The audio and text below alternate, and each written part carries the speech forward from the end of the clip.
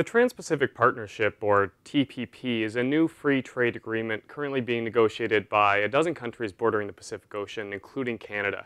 The agreement is really unprecedented in terms of both its breadth and its depth, and it'll have huge implications for the citizens and economies of those countries. The range of policy areas covered by this so-called free trade agreement go well beyond trade to address the environment, workers' rights, intellectual property, and more. In fact, only 5 of 29 chapters in the agreement address trade at all. Not only is the deal wide-ranging, its provisions are also far more intense than existing free trade agreements. Whereas the World Trade Organization, for example, requires the reduction of some trade barriers in some sectors, the TPP would get rid of almost all economic protections across the board in all 12 countries negotiating the deal. Now, state officials tell us the Trans-Pacific Partnership will be good for the economy. This means increased trade and investment and growth and so on. What they're not talking about is who really benefits as a result of this kind of agreement and who pays a price in exchange for these supposed benefits. And this is where my research comes in.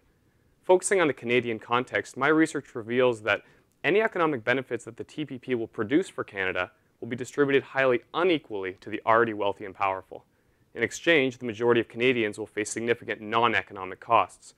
For example, the TPP includes new rules that would give more power to big media corporations to police and control the internet.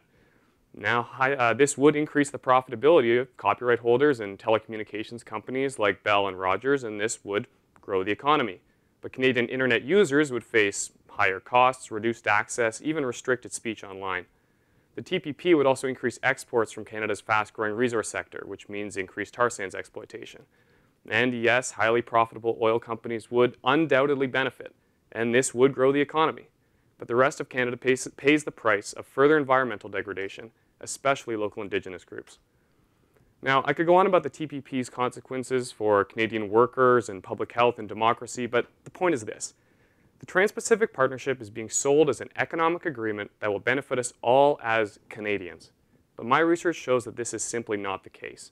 Instead, the majority of Canadians will pay a high price so that a small group of corporations and investors can make a little bit more money. Therefore, instead of talking about the TPP as if it's going to be good or bad for Canada, we need to shift the debate and start asking who really benefits and who really loses as a result of this kind of agreement. Only once we understand the true costs of the TPP can we begin to put its potential benefits in perspective. And only then can we hope to negotiate an agreement that truly benefits us all. Thank you.